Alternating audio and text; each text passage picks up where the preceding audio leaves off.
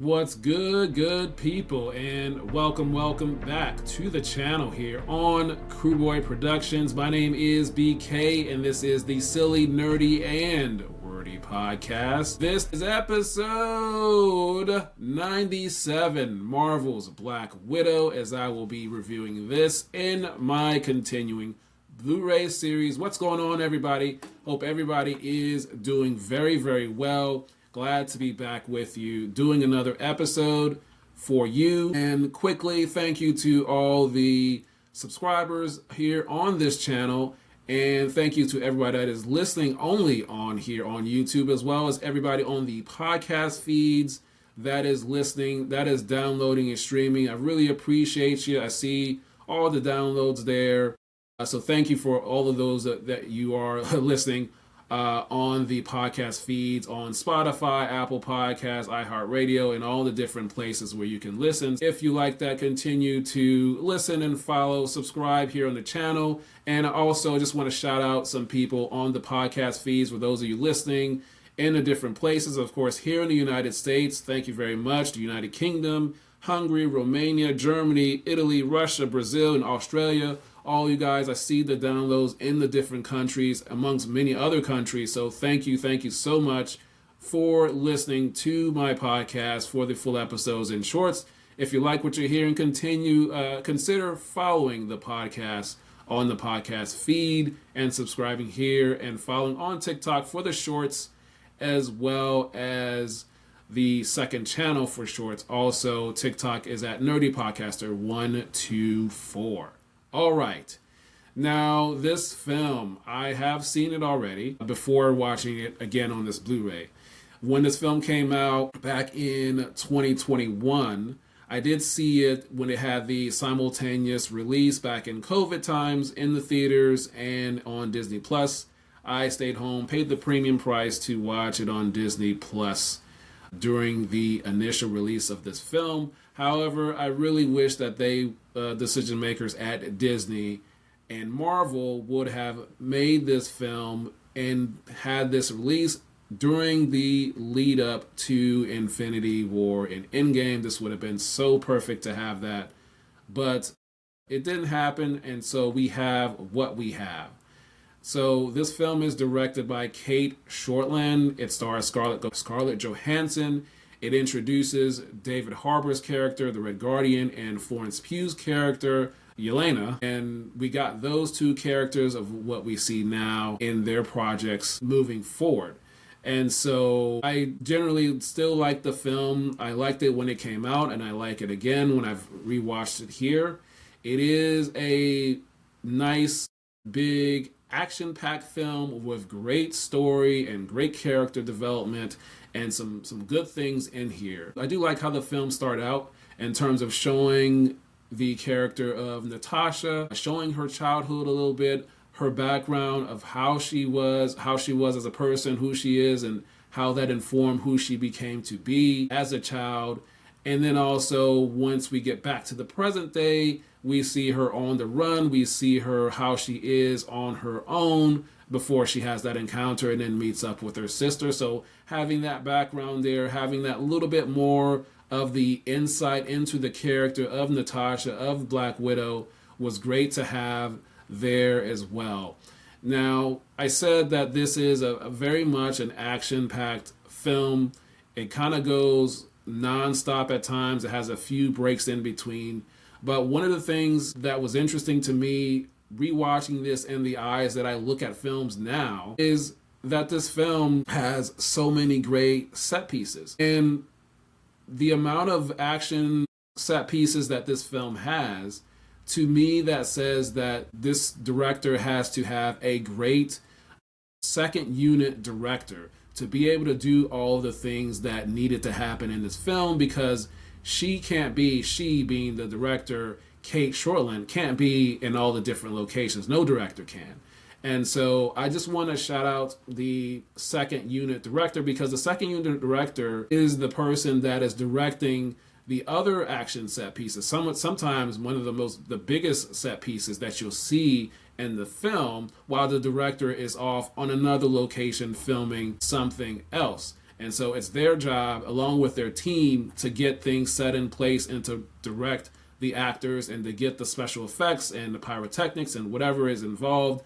So I want to shout the second unit director out for this Marvel's Black Widow film, and his name is Darren Prescott. Now, Darren Prescott, I want to mention some of his previous projects, films that he's worked on. He is no stranger to the MCU. He has worked on multiple MCU projects, so I just want to give him some love and show and just talk about some of the previous things that he's worked on, because you all have seen him in other previous MCU projects and other projects outside. So he has worked on a total of 4 MCU films, including this one. So he's worked on Marvel Civil War. He's worked on both Black Panther films. He's also worked on 4 John Wick films, including the Ballerina spinoff in June 2025. And he's also worked on Deadpool 2.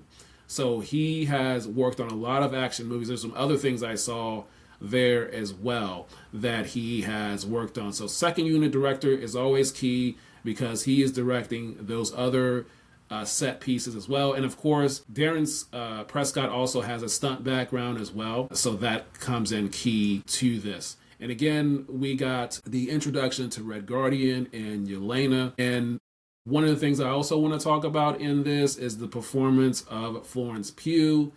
She jumps off the screen, and every time she is on screen, I love what she's doing, not only in this film, but also as we saw in Thunderbolts, and we see in the Hawkeye series. So whenever she's on screen, I love what she's doing with her performance, as well as what she did in Dune Part 2. Now, I've only seen her in these 2 franchises, in the Marvel films and Dune Part 2, but I'll be interested to see what she does outside of these 2 franchises when those projects come up. But just want to shout her out, because every time she's on screen, her personality, the way she does, and also she emotes very well in the emotional moments in this film, in this Black Widow film, as well as in Thunderbolts, which I do have an episode for that. I did review that and talk about that. I have a few shorts on that, and I believe I talked about her performance in that film as well. So you can check that episode here. I'll link it in the description.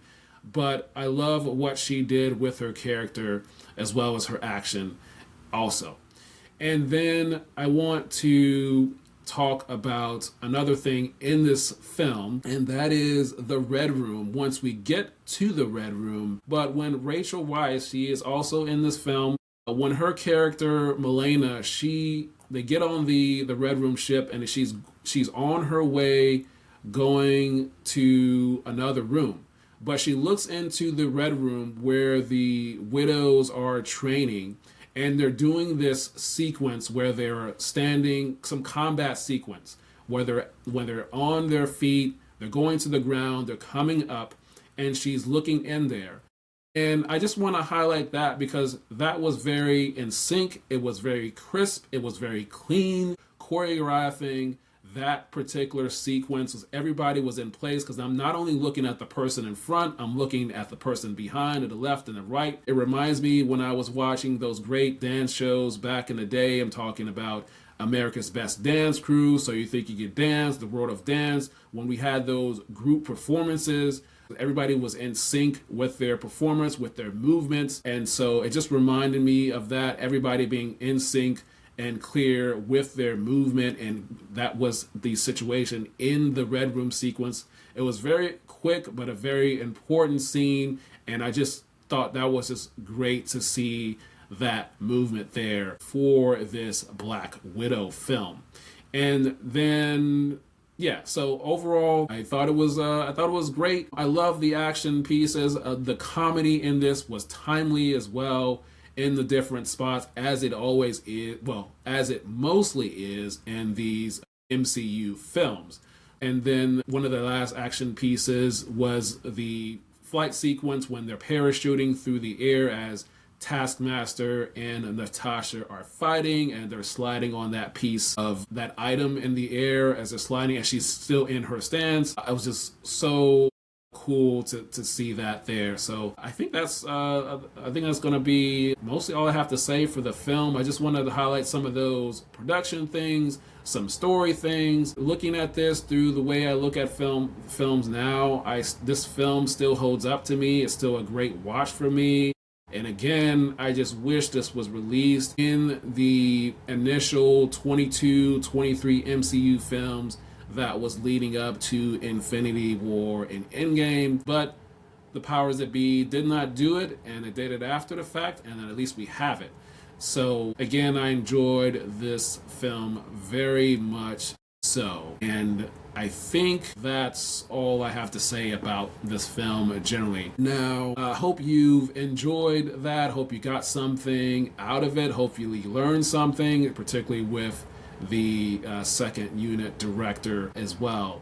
So let me just switch to a few quick things here. Some future things I have coming that I'll be working on content. Let's start on the movie front. Hopefully I'll be seeing the Jason Statham movie Shelter. Hopefully I should be seeing that provided the weather cooperates. And then the Crime 101 movie that's coming out in February with Chris Hemsworth and Halle Berry. That looks fun. Looking forward to seeing that in February 2026. And on the Broadway front, obviously I have recently seen the Harry Potter show. You see my playbill in the background, Harry Potter and the Cursed Child. Have an episode on that. You can check that out now.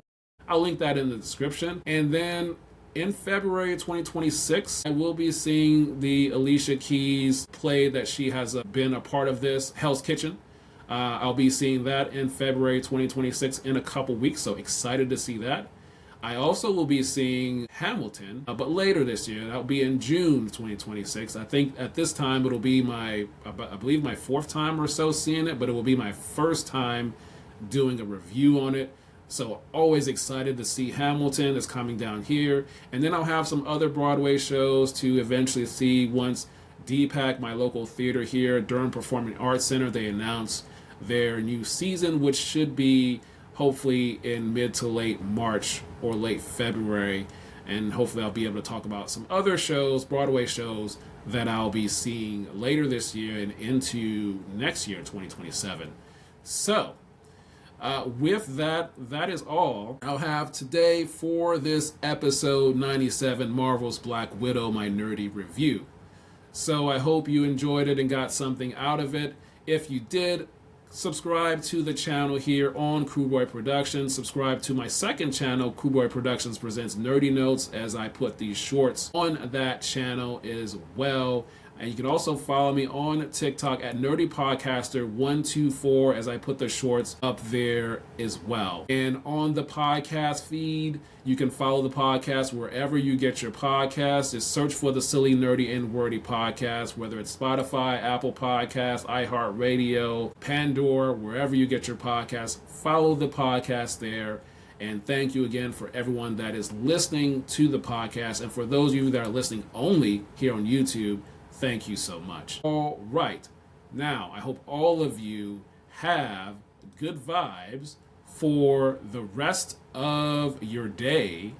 And until next time, we will talk soon.